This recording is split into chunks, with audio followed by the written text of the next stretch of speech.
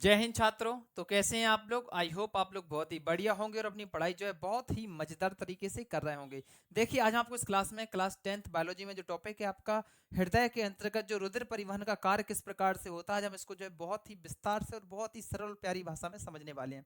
तो आइए स्टार्ट करते हैं बिना कोई टाइम वेस्ट किए हुए। सबसे पहले समझते हैं कि हृदय का काम क्या होता है। इसका होता है रुधिर को पंप करना। वो पंप किस प्रकार से करता है, एक एक स्टेप करके समझेंगे। पूरी थ्योरी आपको इसी क्लास में याद होने वाली है। तो आइए स्टार्ट करते हैं बिना कोई टाइम वेस्ट किए हुए। सबसे पहले देखिए, हृदय में जो चैम्बर, चैम्बर का मतलब क्या है? कक्ष। कक्ष का मतलब क्या है? जगह, खाली जगह जहां पर ब्लड आता जाता है। देखिए, हृदय में जो चैम्बर होते हैं वो दो प्रकार के होते हैं। कौन कौन से? एक होता है आपका अलिंद। कौन सा? एक होता है आपका अलिंद और एक होता है निलय। ठीक है। अलिंद क्या होता है? अलिंद जो है ब्लड सॉरी हार्ट का ऊपर वाला हिस्सा। कौन सा? ऊपर वाला। ये क्या है आपका? अलिंद। और नीचे वाला कौन सा हो जाएगा आपका? निलय। जैसे ये देखिए, ये किसका हार्ट है? ये है मछली का। ये किसका है? मछली का। देखिए, आप इसमें बता सकते हैं कि कितने चैम्बर हैं। इसमें है दो चैम्बर, एक है आपका अलिंद, एक है निलय, मतलब एक ऊपर वाला और एक नीचे वाला। और इसमें कितने हैं? इसमें आपके तीन। ये कौन है? आपके उभयचर वाले जितने भी जीव होते हैं, उभयचर। इसमें जो चैम्बर कितने होते हैं? तीन। एक है आपका अलिंद और दो है इसमें जो है निलय है। इसके बाद ये है मनुष्य का। किसका? मनुष्य। इसमें जो है चार चैम्बर होते हैं। मनुष्य। ठीक है। ये दो हैं आपके अलिंद और नीचे क्या है? दो निलय। तो आइए स्टार्ट करते हैं। एक छोटी सी चीज और समझ लीजिए इसमें। सिरा और धमनी क्या होती है? सिरा और धमनी। अगर आपने नहीं पढ़ा है तो थोड़ी सी समझ ली, थोड़ी सी छोटी सी चीजें हैं, ज्यादा कुछ नहीं है इसमें। अब देखिएगा, सिरा का काम क्या होता है? सिरा का काम होता है शरीर के अलग अलग अंगों से अशुद्ध रुधिर को। अशुद्ध रुधिर का मतलब क्या होता है? रक्त प्लस CO2। ये क्या है आपका? अशुद्ध रुधिर को कहां से कहां तक ले जाती है? ये अन्य अंगों से हार्ट तक लाने का काम करती है। कौन? सिरा। और धमनी का काम क्या होता है? ये हार्ट से, किसको? हार्ट से शुद्ध रक्त, शुद्ध का मतलब क्या है? ऑक्सीजन वाला। मतलब क्या है कि ये धमनी जो है हार्ट से, मतलब क्या है? हृदय से शरीर के अलग अलग भागों तक शुद्ध रक्त पहुंचाने का कार्य करती है। अब एक बात और समझ लीजिएगा, एक पॉइंट जो कि अभी आपको जो है बीच में काम में आएगा बहुत ज्यादा, कि सिरा को अगर हम दूसरी भाषा में समझें तो ये शरीर के अलग अलग अंगों से ब्लड को लाती है। कौन से ब्लड को? अशुद्ध रक्त को। कहां तक? हार्ट तक। इसका ठीक उल्टा क्या हो जाएगा? धमनी आपकी। ये हार्ट में से शुद्ध रुधिर को, ठीक है, कहां तक ले जाती है? आपके जो है अलग अलग अंगों तक। तो आइए स्टार्ट करते हैं अब हमारा जो है चित्र वगैरह। देखिए, सबसे पहले हम इसका जो है डायग्राम बनाते हैं। एक ये हो गया। और ध्यान से समझिएगा, चीजें बहुत ही सिंपल हैं और बहुत ही सरल है।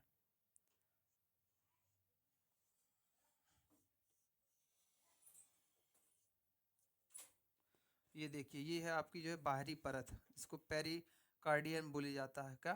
पेरिकार्डियम। ये क्या है आपकी? यहाँ पे जो है पतली होती जाती है। अब देखो, यहाँ पर ये क्या है आपका? ये है महाशिरा। ये क्या है? महाशिरा। ये क्या है? महाशिरा। महाशिरा। ठीक है। अब देखो, इसके बाद इसको थोड़ा सा यहाँ पे राउंड शेप दे दो। फिर इसको, और ये क्या है यहाँ पर? फुफ्फुस धमनी। ये क्या है यहाँ पर? फुफ्फुस धमनी। कॉन्सेप्ट आपके क्लियर होने वाले हैं, बस ध्यान से समझते चलिएगा। ये थोड़ा सा यहाँ पे एक सा करे दे रहा है। अब देखो, इसके बाद यहाँ पर आपका एक जो है बाल्ब बनेगा। क्या बनेगा? बाल्ब। इसे कहते हैं हम लोग क्या? बाइकस्पिड बाल्ब। क्या कहते हैं? मतलब द्विबलन कपाट बोला जाता है इसको हिंदी में। और ये क्या है आपकी? एरोटा। एरोटा मतलब महाधमनी। एक यहाँ पर इसका बाल्ब है, इसको कहते हैं हम लोग एरोटिक बाल्ब। क्या कहते हैं? एरोटिक बाल्ब। और एक ये बाल्ब हो गया। इसके बाद एक बाल्ब यहाँ पर बनता है और एक बाल्ब आपका यहाँ पर बनेगा। ये क्या है आपकी फुफ्फुस धमनी। क्या है ये? फुफ्फुस धमनी। ठीक है, अब देखो इसका हम नाम दिए दे रहे हैं, ये क्या है आपकी फुफ्फुस धमनी। फुफ्फुस धमनी। और ये क्या है आपकी महाधमनी या एरोटा। एरोटा, इसी वजह से इसको कहा जाता है एरोटिक बाल्ब, ये वाला जो बाल्ब है। अब थोड़ा सा बाल्ब के बारे में समझ लीजिएगा कि बाल्ब एक्चुअली में होता क्या है। देखिए बाल्ब का काम क्या होता है कि अगर कोई चीज एक बार अंदर आ जाए तो उसे बाहर नहीं जाने देना। जैसे मान लो मार्कर यहाँ पर रखे हैं और यहाँ पर हमने जो है इसे इस तरीके से छोड़ दिया तो देखिए यहाँ पर तो ये नीचे तो पहुंच गई, और जैसे ही इसको हमने छोड़ दिया तो अगर ये वापस ऊपर आएगी तो ये ऑटोमेटिक बंद हो जाएंगे। हमारा कहने का मतलब क्या है यहाँ पर कि देखिए अब स्टार्ट करते हैं हम लोग, आपको उसमें जो है और भी चीज़ें आपको क्लियर हो जाएंगी। तो यहाँ पर देखिएगा सबसे पहले सिरा का काम क्या है कि अशुद्ध रक्त को, किसको? अशुद्ध रक्त को बॉडी के अन्य पार्टों से मतलब अन्य अंगों से हार्ट तक ले आना। ठीक है, अब देखना यहाँ से क्या आएगा आपका ब्लड आना स्टार्ट हो जाएगा। हम मार्कर चेंज कर लें, यहाँ से देखो ब्लड आना स्टार्ट होगा यहाँ से और यहाँ से भी यहाँ पर आएगा। तो सबसे पहले वो कहाँ पर जाएगा? ये क्या है आपके ऊपर वाला हिस्सा क्या था? अलिंद। देखिए ये है आपका अलिंद, ये भी है अलिंद, ये है निलय और ये भी क्या है? निलय। अब थोड़ा सा लेफ्ट राइट का समझ लीजिएगा। देखिए ये वाला पार्ट जितना भी है इस साइड वाला, ये है आपका राइट साइड और ये है लेफ्ट साइड, मतलब ये है बायां भाग, सॉरी ये है दायां भाग और ये है बायां भाग। चलिए देखिए मतलब क्या है, मनुष्य के कितने चैम्बर हो गए? 4। कौन कौन से? ये हो गया अलिंद, ये भी अलिंद है, ये भी निलय है, सॉरी ये कौन सा है? निलय है। मतलब क्या है, ऊपर वाले क्या है आपके अलिंद और नीचे वाले क्या है? निलय। और इनको राइट लेफ्ट में हम लोग जो है बांटते हैं। मतलब ये कौन सा है आपका? दायां अलिंद। ये कौन सा है? दायां निलय। ये कौन सा है? बायां अलिंद। ये कौन सा है? बायां निलय। अब देखो सबसे पहले जो अशुद्ध रुधिर है, मतलब जो शरीर के अन्य अंगों से आया हुआ रुधिर है, वो महाशिरा से होते हुए कहां पर प्रवेश करेगा? आपके जो है दाएं अलिंद में। कहां पर? दाएं अलिंद में। फिर इसके बाद कहां पर प्रवेश करेगा? आपके दाएं निलय में। और फिर यहां से एक झटका लगेगा ऊपर की ओर। जब ऊपर की ओर झटका लगेगा तो ध्यान से समझिएगा, हमने आपको क्या कहा कि एक बार ब्लड जहां से आ गया है वापस वहां पर नहीं जाएगा। तो देखिए यहां से ब्लड आ चुका है तो यहाँ पर क्या, अगर जैसे झटका लगेगा तो ये ऑटोमेटिक बंद हो जाएंगे। अब ये वाला वाल्व खुला है और ये वाला वाल्व खुला होने के कारण मतलब क्या है, ब्लड यहाँ पर जाएगा। कहाँ पर? फुफ्फुस धमनी में। और ऊपर क्या रहते हैं हमारे? लंग्स। क्या रहते हैं? लंग्स, मतलब फेफड़े। फेफड़ों में क्या आई हुई होती है? ऑक्सीजन, जब हम सांस लेते हैं। तो जैसे ही ब्लड फेफड़ों में पहुंचता है फुफ्फुस धमनी से होते हुए, तो वहां से क्या ले लेता है? वो ले लेता है वहां से क्या? ऑक्सीजन। और ऑक्सीजन लेने के बाद फिर कहां पर आ जाता है ये? वापस से यहाँ पर फुफ्फुस धमनी। मतलब क्या है कि शुद्ध रक्त, सॉरी फुफ्फुस सिरा होना चाहिए यहाँ पर। ये क्या है? फुफ्फुस सिरा। देखिए जब उसने फेफड़ों ने ऑक्सीजन दे दी ब्लड को, तो ब्लड कहां पर आएगा आपका? फुफ्फुस सिरा से होते हुए बाएं अलिंद में, और फिर यहां से प्रवेश करेगा और कहां पर आ जाएगा? बाएं निलय में। अब यहां से फिर एक झटका लगेगा आपका, जिसको हम संकुचन क्रमानुकुंचन की प्रक्रिया बोलते हैं, मतलब सिकुड़ेगा और फैलेगा। जब वो फिर से सिकुड़ेगा तो यहां से ब्लड महाधमनी से होते हुए कहां पर पहुंच जाएगा? संपूर्ण शरीर में। ठीक है, अब इसको हमको लिखना कैसे है और डिटेल में कैसे चलना है वो भी अभी हमको जो है डिटेल में समझाते हैं। देखिए सर्वप्रथम अशुद्ध रुधिर महाशिरा से होते हुए दाएं अलिंद में प्रवेश करता है। फिर इसके बाद दाएं निलय में पहुंचने के बाद जो है फेफड़ों में ऑक्सीजन लेने के लिए फुफ्फुस धमनी से होते हुए फेफड़ों में पहुंचता है। और फिर देखिए उसके बाद क्या होता है कि ऑक्सीजन लेने के बाद अर्थात शुद्ध रुधिर फुफ्फुस सिरा से होते हुए बाएं अलिंद में प्रवेश करता है और उसके बाद फिर बाएं निलय में पहुंचता है। और फिर क्रमानुकुंचन और संकुचन की प्रक्रिया के बाद, मतलब क्या, झटका लगने के बाद ये महाधमनी से होते हुए संपूर्ण शरीर में फैल जाता है। अब इसमें एक चीज और हमें जो है ऐड करना है, क्या? इन बाल्वों के बारे में पढ़ना है। इस बाल्व को कहते हैं हम लोग क्या? त्रिवलन कपाट, ट्राइकस्पिड बाल्व। क्या? त्रिवलन कपाट। और इसको क्या बोलते हैं, द्विवलन कपाट, द्विवलन कपाट। ध्यान से सुनना, कुछ नहीं करना, सभी यहीं पर याद हो जाएगा। देखिए, जब या फिर सर्वप्रथम अशुद्ध रुधिर महाशिरा से होते हुए दाएं अलिंद में प्रवेश करता है, उसके बाद त्रिवलन कपाट से होते हुए दाएं निलय में प्रवेश करता है, फिर उसके बाद फुफ्फुस धमनी से होते हुए फेफड़ों तक पहुंचता है। किसके लिए, ऑक्सीजन लेने के लिए। ऑक्सीजन लेने के बाद अर्थात शुद्ध रुधिर फुफ्फुस सिरा से होते हुए बाएं अलिंद में प्रवेश करता है और द्विवलन कपाट से होते हुए बाएं निलय में पहुंचकर जो है इसके बाद महाधमनी से होते हुए संपूर्ण शरीर में फैल जाता है।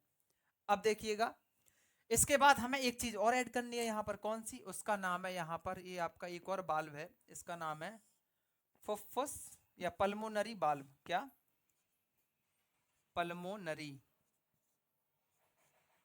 बाल्व, क्या नाम है, पल्मोनरी बाल्व। और एक बाल्व यहाँ पर है, इसको बोलते हैं एरोटिक बाल्व, क्योंकि ये एरोटा है, एरोटिक बाल्व लिख लेना आप लोग।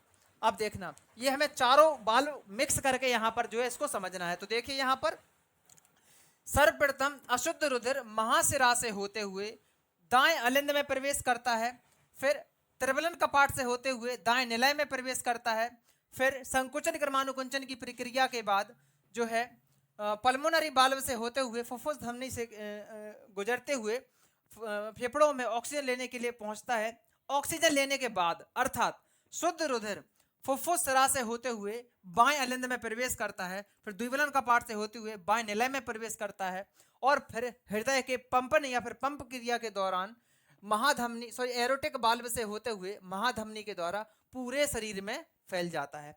आप चाहो तो इसका एक चार्ट टाइप का ही बना सकते हैं। तो देखिए यहाँ पर सबसे पहले ब्लड कहाँ पर आया, महाशिरा, कहाँ पर आया, महाशिरा। फिर इसके बाद कहां पर आया, अलिंद में, कौन से, राइट अलिंद, RA लिखे दे रहा है, ठीक है। फिर इसके बाद त्रिवलन कपाट मतलब ट्राइकस्पिड बाल्व, यहां पर हम केवल ट्राई लिखे दे रहा है, ट्राई कस्पिड, हिंदी में ही लिखे दे रहा है, त्रिवलन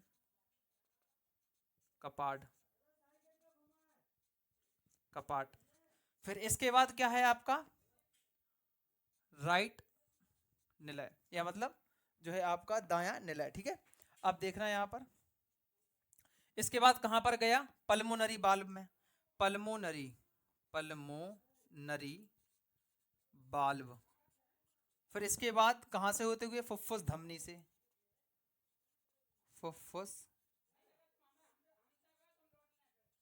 धमनी। फिर इसके बाद कहां पर पहुंचा, ये लंग्स, LUNGS। फिर इसके बाद कहां से आएगा, ये फुफ्फुस सिरा से, फुफ्फुस सिरा। फिर इसके बाद लेफ्ट अलिंद मतलब बायां निलय। फिर इसके बाद बायां अलिंद हो गया और बायां निलय और निलय। फिर इसके बाद इसकी तो इंक खत्म हो गई। फिर इसके बाद यहां पर कहां पर जाएगा, एरोटिक बाल्व, एरोटिक बाल्व। फिर इसके बाद कहां पर जाएगा, महाधमनी, एरोटा बोलते जिसको, महाधमनी। और फिर क्या, संपूर्ण शरीर में, संपूर्ण शरीर में।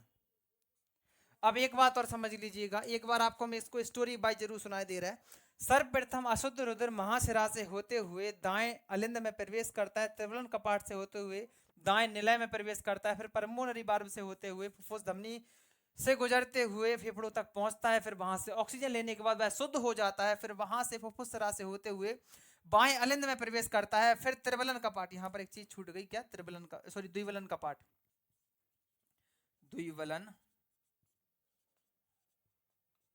कपाट, द्विवलन कपाट से होते हुए बाएं निलय में प्रवेश करता है, फिर एरोटिक बाल्व से होते हुए महाधमनी के द्वारा पूरे शरीर में जो है शुद्ध रुधिर फैल जाता है।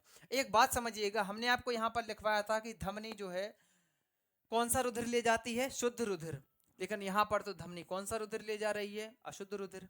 अब ध्यान से समझिएगा, एक बात आपको हमने और बताई थी, धमनी जब अभी आपको हम समझा रहे थे कि धमनी क्या है, कि शरीर के जो है अन्य अंगों में रुधिर को पहुंचाने का काम करती है। कहां से, हृदय से। तो देखिए हृदय क्या हो गया यहाँ पर, जो जहां से हृदय रक्त पहुंचता है। और अन्य अंग कौन सा हो गया यहाँ पर, जो है फेफड़े। मतलब क्या है कि धमनी का कॉन्सेप्ट समझिएगा कि हृदय से अन्य अंगों में, अन्य अंग कौन से, जैसे फेफड़े और भी कई अंग होते हैं। इसी वजह से इसको क्या बोला जाता है, फुफ्फुस धमनी। ये किसके लिए जा रही है, शुद्ध होने के लिए जा रही है, इसीलिए इसको क्या बोलेंगे, फुफ्फुस धमनी। अब इसका देखिए फुफ्फुस सिरा का, ये तो अपवाद बताया जा रहा है, ये अपवाद नहीं है, ये एक्चुअली में कॉन्सेप्ट है, ध्यान से समझने की बस आपको जो है देर है। देखिए फुफ्फुस सिरा, सिरा का मतलब क्या होता है कि शरीर के अलग अलग भागों से ब्लड को हार्ट तक ले आना। तो यहाँ से जो है ब्लड कहाँ से आ रहा, फेफड़ों से, इसलिए फुफ्फुस। और सिरा क्यों कहा, क्योंकि अन्य अंगों से कहाँ तक आया है ब्लड, हार्ट तक, मतलब हृदय तक, इसीलिए इसका नाम क्या पड़ गया आपका, फुफ्फुस सिरा। एक बात और समझिएगा, यहाँ की जो परतें होती हैं, मतलब यहाँ पर जो लेयर्स होती हैं वो कैसी होती हैं, थोड़ी पतली होती हैं इस जगह की, और इस जगह की थोड़ी सी मोटी होती हैं, क्या, परतें। और परतों के नाम क्या होते हैं, इन परतों के नाम होते हैं, जो सबसे बाहरी परत होती है उसका नाम होता है पेरिकार्डियक, और उसके बाद जो बीच की परत होती है उसके मायोकार्डियक, उसके बाद जो आंतरिक होती है उसको कहते हैं इंडोकार्डियक। अब देखिएगा जो सबसे बाहरी, मतलब सबसे जो आपकी बाईं परत होती है वो थोड़ी सी झुकी हुई होती है, उसका कारण भी होता है। देखिए झुकी हुई होने का कारण होता है कि यहाँ की जो बेजल्स, मतलब नसें वगैरह हैं, जो मांसपेशियाँ थोड़ी सी मस्कुलर, मतलब क्या, थोड़ी सी मोटी होती हैं। उसका कारण क्या है कि यहाँ से ब्लड को जो है पूरे शरीर में ढकेलना पड़ता है इस साइड से। तो इसी वजह से यहाँ पर थोड़ी ताकत होनी चाहिए, और ताकत होने के लिए मसल्स थोड़ी सी हैवी होनी चाहिए। इसी वजह से यहाँ पर हेड जो थोड़ा सा हमें नुकीला या झुका हुआ दिखाई देता है। अब देखिएगा, और इसी वजह से यहाँ पर, क्योंकि यहाँ पर ब्लड कहाँ तक जाता है, लंग्स तक, और लंग्स यहीं पे रहते हैं पास में ऊपर ही, और फेफड़ों से लंग्स तक पहुँचने में कोई टाइम नहीं लगता। इसी वजह से यहाँ पर जो है थोड़ा सा यहाँ पर जो है पतले, या फिर आप कह सकते हैं कि यहाँ पर नुकीला इसी वजह से पाया जाता है, क्योंकि यहाँ से क्या है, पूरे शरीर में ब्लड फैलता है। अब एक कॉन्सेप्ट और समझिएगा, 1 मिनट में कितनी बार धड़कता है हमारा हार्ट, ये देख तो पता होगा आपका अपना, कितनी, लगभग 72 बार। अब ध्यान से समझिएगा, हमारे शरीर में, एक वयस्क मनुष्य के शरीर में लगभग 5 से 6 लीटर ब्लड पाया जाता है। अब अगर ये 300 ग्राम का पूरा हार्ट अगर उस ब्लड को पंप करेगा एक साथ, तो ब्लड तो फट जाएगा, क्योंकि 300 ग्राम का खुद है, और 5 लीटर अगर अकेले एक साथ पंप करेगा तो दिक्कत आएगी। इसमें क्या है मेन चीज, कि एक बार जब ये हार्ट जो है बीट करता है तो उसमें केवल कितना, 70 ml ब्लड ही पंप करता है। अब ऐसा ऐसा उसको वो कितना करता है, लगभग 72 बार, कितने, 1 मिनट में। तो अगर हम इसका गुणा करेंगे तो कितना हो जाएगा, 7 दूनी 14, हाँ से लगा ये, 7 7 49 और 1 50, लगभग 5040 ml, कितनी, 72 बार में। कहने का मतलब क्या है कि पूरे 1 मिनट में पूरा ब्लड जो है पंप किया जाता है। ठीक है, आई होप आपको कॉन्सेप्ट बहुत ही प्यारे तरीके से समझ में आ गया होगा, और थ्योरी भी समझ में आ गई होगी। एक बार और आपको जो हम रिवाइज करा दे रहे हो, आप जो है लाइक करना ना भूलिएगा, ठीक है। तो चलिए देखिए, सर्वप्रथम अशुद्ध रुधिर महाशिरा से होते हुए दाएं अलिंद में प्रवेश करता है, और त्रिवलन कपाट से होते हुए दाएं निलय में प्रवेश करता है। फिर इसके बाद कहां पर गया, पल्मोनरी बाल्व से होते हुए फुफ्फुस धमनी के द्वारा लंग्स अर्थात फेफड़ों में पहुंचता है, किसके लिए, ऑक्सीजन लेने के लिए। और ऑक्सीजन लेने के बाद या फिर शुद्ध रुधिर फुफ्फुस सिरा से होते हुए बाएं अलिंद में प्रवेश करने के बाद द्विवलन कपाट से होते हुए बाएं निलय में प्रवेश करता है। संकुचन क्रमानुकुंचन की प्रक्रिया के बाद यह एरोटिक बाल्व से होते हुए महाधमनी के द्वारा पूरे शरीर में फैल जाता है। और एक बात और, यहाँ पर एक पॉइंट रहता है जिसे सिरा अलिंद गांठ बोलते, जिसे नोड भी बोला जाता है इंग्लिश में, क्या, नोड, ठीक है, सिनो नोड बोल सकते हैं इसको, सिनो आर्टिकुलर नोड बोला जाता है इंग्लिश में शायद, लेकिन हिंदी में क्या बोला जाता है इसको, सिरा अलिंद गांठ। इसका काम क्या होता है, ब्लड को झटका देना, एक झटका मतलब धक धक धक धक की आवाज करना, ठीक है। अब देखिए, जब किसी का ये डिस्टर्ब या थोड़ा सा खराब हो जाता है तो यहाँ पर क्या, एक मशीन लगाई जाती है, इसको कहते हैं हम लोग को पेस मेकर, क्या कहते हैं, पेस मेकर। वो बॉक्स जैसा होता है, यहीं पर लग जाता है हार्ट के पास में। तो जब ये खराब हो जाती तो वही काम कौन करने लगता है, पेस मेकर, ठीक है। आई होप आपको कॉन्सेप्ट बहुत ही प्यारी तरीके से समझ में आ गया होगा। तो चलिए मिलते हैं नेक्स्ट ऐसी इंटरेस्टिंग टॉपिक के साथ, तब तक के लिए जय हिंद जय भारत। इसे नोट कर लो, इसका स्क्रीनशॉट कर लो, हाँ, स्ट्रक्चर बनाना ना भूलिएगा।